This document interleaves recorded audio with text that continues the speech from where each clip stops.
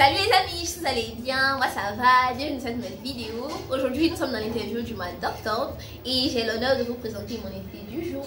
Donc il va vous raconter son parcours, il va vous raconter un peu son expérience en tant qu'informaticien.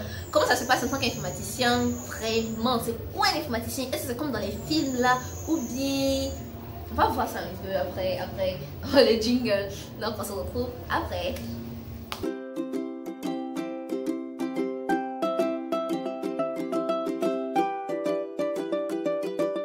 Bon les amis, nous sommes de retour. Comme vous pouvez le remarquer, je suis avec mon invité. En fait, c'est pas qu'il frie, mais avec les lunettes, c'est juste parce que c'est la lumière de la ring light, ça fatigue un peu, c'est ça. Donc, il va se présenter. Qui es-tu? Invité mystère. Qui es-tu?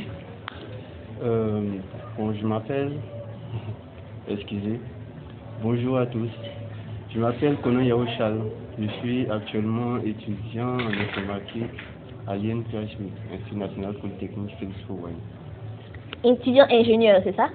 Ouais, étudiant en ingénierie informatique. Ok, donc comment ça se passe un peu la vie d'informaticien? Comme je l'ai annoncé en introduction. Est-ce que c'est comme dans les films, là, ce qu'on regarde dans les films, l'informaticien, il n'est pas associable, on est associable, on va dire comme ça. Est-ce que c'est comme ça ou bien c'est quelqu'un de normal, genre c'est un métier tout comme les autres? On aimerait bien savoir. Bon, l'informatique ne change pas les gens. En gros, les gens sont comme ils sont. Si une personne est associable et qu'elle fait l'informatique, c'est associable. Si une personne est assez ouverte, elle sera assez ouverte en tant qu'informaticien. Bon, maintenant, pour certains, comme l'informatique, ça prend beaucoup de temps, la plupart du temps, ces personnes sont toujours avec les mêmes personnes.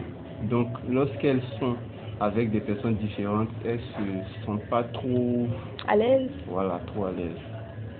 En gros, c'est peut-être ça qui fait que nombreux sont des informaticiens assez associables. Ok, ça se comprend, hein, c'est normal, c'est un phénomène normal de la vie. Ouais. Maintenant, est-ce que c'est une question un peu intrusive, plus ou moins? Est-ce que c'est difficile pour un informaticien de se marier? Parce que, bon, je n'ai pas notifié au début, on a fait la même classe. Maintenant, bon, plus ou moins, les informaticiens, genre les gens de notre filière, on a remarqué que c'est un peu, chacun dans son monde, on ne fait que travailler et la vie s'arrête à là. Mais le mariage, genre, la vie de famille, est-ce que c'est difficile selon toi, genre, opinion personnelle? Bon, le mariage. C'est compliqué. Bon, toi tu penses quoi? Bon, pour moi, je me dis, plus ou moins, ça dépend en fait de la personne. Comme je l'ai notifié tout à l'heure, si la personne de nature, elle est associable, ça serait un peu difficile pour la personne. Maintenant, si la personne, elle est... Bon, ça va avec tout le monde, hein. Donc, c'est pas difficile. Ouais. Bon, le fait qu'on soit ouvert avec tout le monde ne change pas grand-chose. En tout cas, lorsque un informaticien a une famille, s'il est comme un stagiaire, c'est-à-dire son travail prendra presque tout son temps, donc il n'aura pas trop de temps pour sa famille. Mais si celui-ci occupe un poste assez abstrait, alors il aura le temps pour sa famille. Et c'est la finalité recherchée par tout homme normalement. Ouais.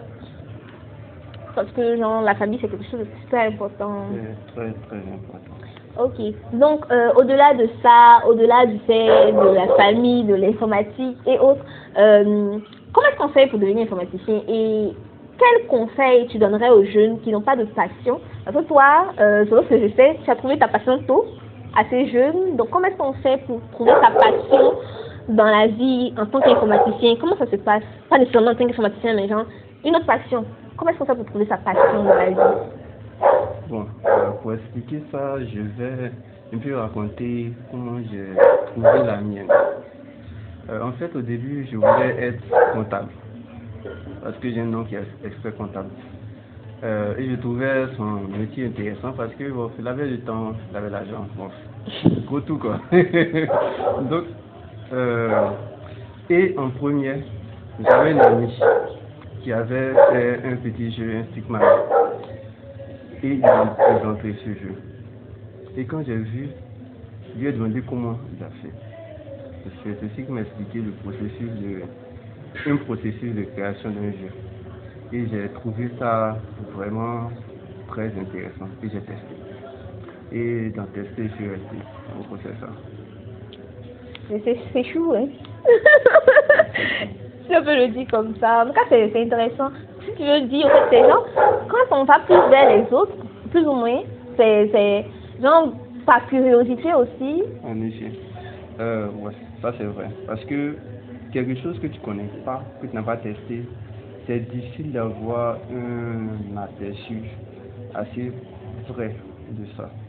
Donc, si par exemple, une personne, elle sait très bien chanter, et qu'elle a des difficultés à chanter devant des gens, afin que ces personnes puissent lui apporter des critiques, bon, elle va chanter, et sa chanson va rester chez elle.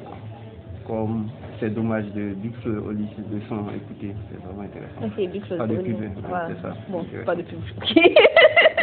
Ok. Donc, pour trouver sa passion, déjà, il faut côtoyer ses amis et essayer d'apprendre sur autant que possible. Vous découvrez leur passion et peut-être leur passion vous intéresse. Et à ce moment-là, comme ils ont déjà commencé, vous allez aller avec eux. Ils vont vous indiquer et ensuite vous continuez. Maintenant, concernant l'informatique, pour devenir informaticien, bon, c'est simple. Hein? C'est quoi un informaticien? On commence par la définition. Ouais, c'est quoi un informaticien? Un informaticien, c'est quelqu'un qui fait un traitement de l'information. Par traitement, il y a toutes sortes de traitements. C'est calcul, genre. Web, calcul, impression, des trucs comme ça. Et il y a certains informaticiens, eux, ils sont plus dans les deep, je dirais comme ça. C'est quoi le deep?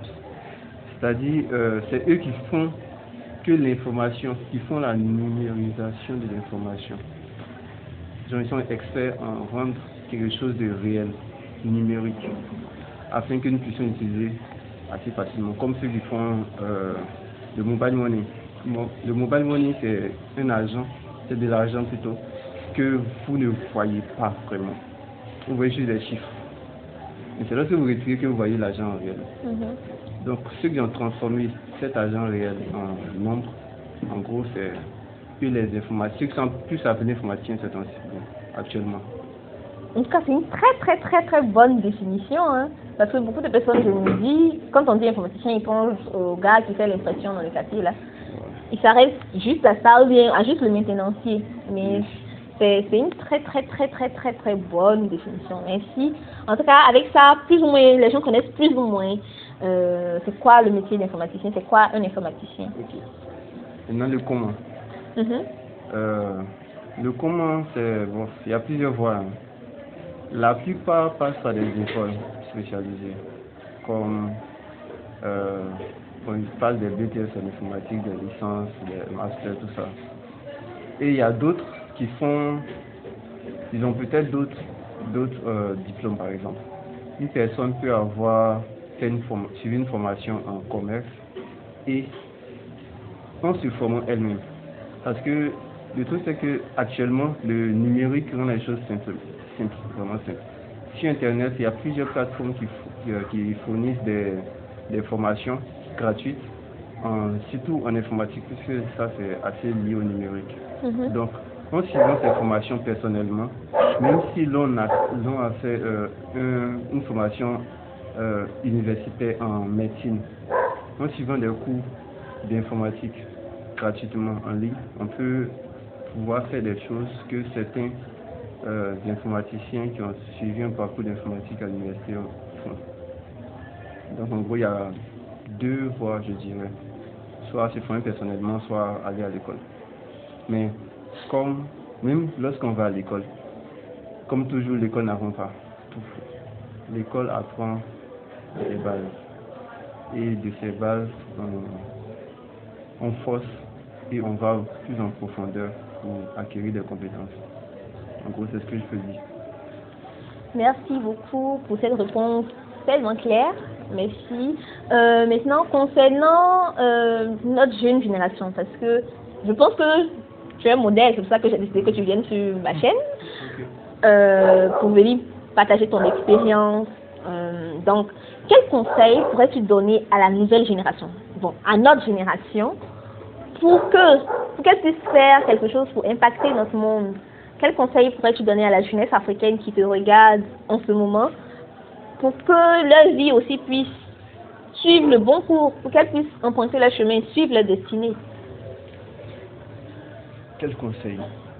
Bon, le premier conseil, c'est d'abord de savoir ce qu'on aime. Ensuite, de chercher comment ce qu'on aime peut améliorer notre environnement, c'est-à-dire notre société, le monde en gros, quoi. Même si c'est à petite échelle, tant que ça peut améliorer la vie de quelqu'un, c'est déjà quelque chose. Partant de là, mettre l'accent sur ça. Parce que, selon moi, même lorsqu'on n'a pas de talent, en forçant, on peut arriver à quelque chose. Même si ce n'est pas à très grande échelle, faire le minimum et bien le faire peut faire un plus grand changement que faire grandement et pas bien faire. Donc, en faisant ce que vous aimez, vous aurez plus de motivation à continuer. Parfois, lorsque une personne sait, je prends l'exemple d'un métier, un métier qu'elle n'aime pas, elle a fait juste parce qu'il fallait faire un métier, elle est souvent sévère, méchante, nerveuse, voilà. Très nerveuse. Elle fait le métier, mais son cœur n'y est pas. Et généralement, elle fait mal ce métier. Donc, en gros, elle devient une nuisance pour la société et non un pilier. Voilà. Donc, faites ce qui vous passionne. Ce qu'on aime, c'est bien notre passion. Donc, commencez par trouver ce que vous aimez, votre passion. Ensuite, creusez et orientez-la vers le bien de tous. Merci beaucoup Charles d'avoir voulu te prêter au jeu de l'interview, particulièrement pour ce mois-là également qui est ton mois d'anniversaire. Donc, joyeux anniversaire en avant. Merci. Donc, je suis vraiment contente que la vidéo vous ait plu. N'hésitez pas à liker, vous abonner, partager cette vidéo-là pour que le message puisse toucher tout le monde, toutes les personnes autour de vous, pour que ces personnes-là aussi soient vraiment impactées par les messages qu'on partage dans cette vidéo, dans les interviews qu'on fait, pour que plus de personnes, plus de jeunes en général, puissent être touchés par les messages qu'on partage. Abonnez-vous, likez, partagez et on se donne rendez-vous pour une prochaine vidéo. À bientôt.